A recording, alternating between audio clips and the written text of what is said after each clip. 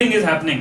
So when you magnetize a material and then demagnetize, you expect what? It will immediately get demagnetized and then it will support a magnetic field in opposite direction quickly, this core.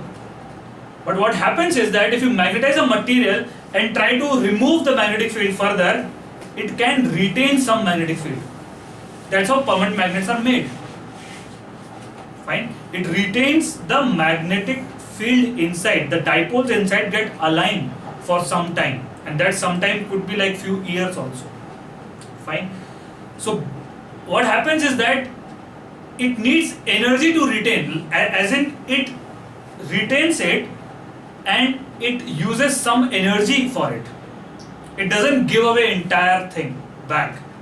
So if you magnetize and demagnetize some material again and again, it will not give away entire energy. Once you give it, it will just keep some and then give away some, right?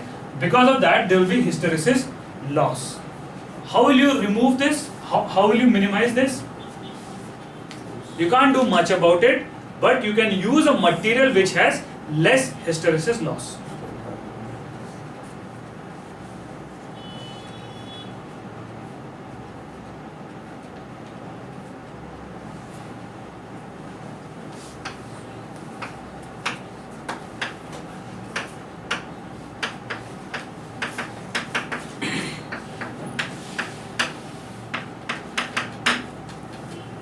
So that is how you minimize the losses in the transformer, right? So we are done with the chapter, and if you have any doubts, you can ask now.